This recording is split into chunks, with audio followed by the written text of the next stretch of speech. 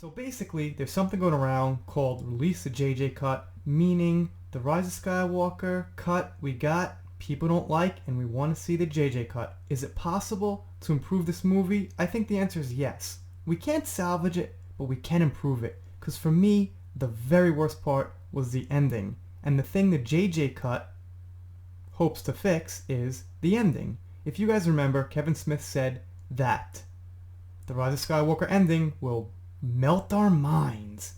Well, it kind of melted our minds in the wrong way. It melted our minds at how bad it was as an ending for the saga. Okay? Let's take a look at what the JJcut could be and how it would fix the ending.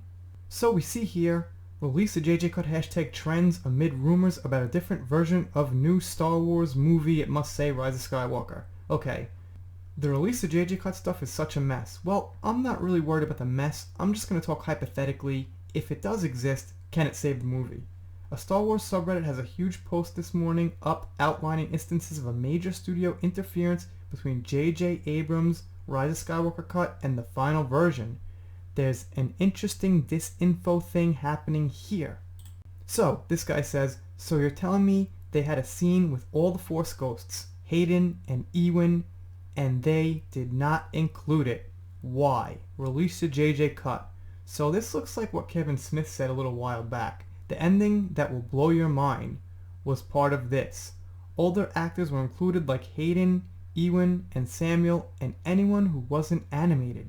The Force ghosts weren't meant to be voices because they shot that footage on camera. The actors were in costumes. Rey was supposed to be surrounded by the Force ghosts to serve as sort of a barrier between her. So yeah, I think that would be flat out much better than what we got. Although, it's not a complete fix, it would definitely be an improvement, and for me personally, the worst part was the ending. Hypothetically, let's just say I really liked the ending. Whatever turn of events they put in there came out right.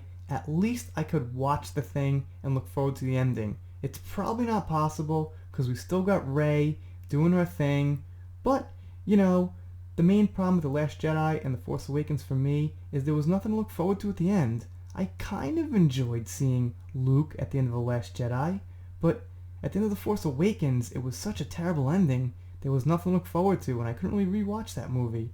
So with The Rise of Skywalker, we have a disjointed movie plus a really bad ending. So if that ending was corrected, maybe, just maybe, it would be watchable.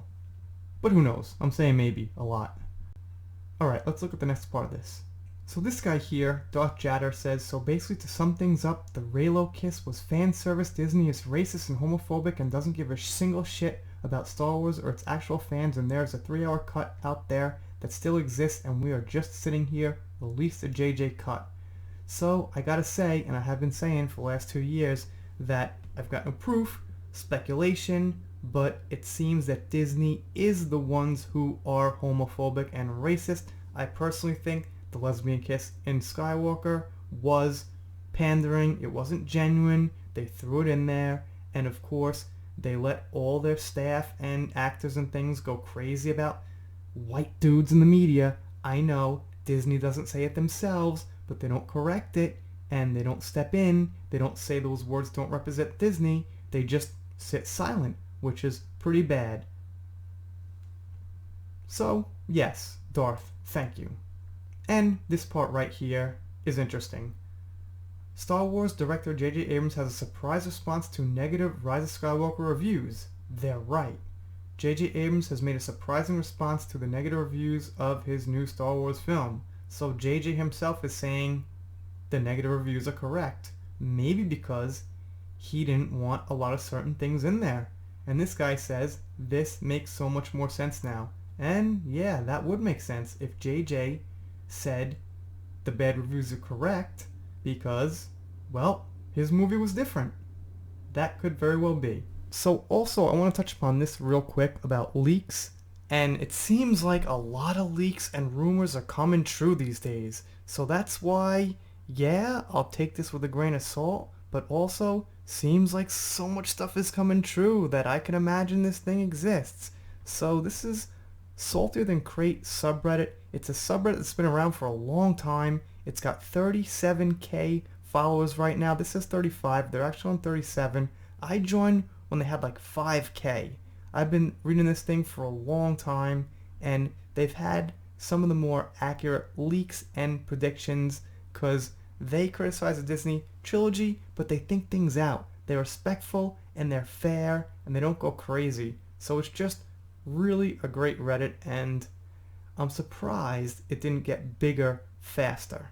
They say here it was in this sub where the user leaked a pretty accurate Rise of Skywalker script outlined 72 days before the movie's release. So yeah, just want to get that little point out there that, hey, leaks have been true lately. As for me, I am all with this. I want to see it. Out of curiosity, like I said, I don't think we could save this thing. I don't think it's going to be a good movie with the JJcut. But I'm curious. Let's see what it did with it. And hey, what the hell? If it's improved, it's improved. That's still a good thing, right? Anyway, doing shoutouts, special thanks, things like that. Gotta do a shout out now to my buddy Mr. Pete. Thank you very much for supporting my live stream the other day, and you will be linked down below in the description, so check out Mr. Pete Needs 800 subs. And please subscribe here too. I need subs too, not 800. Well, yeah, I guess I need 800 more from where I am now. That didn't sound so good. I'm gonna go. See you next time.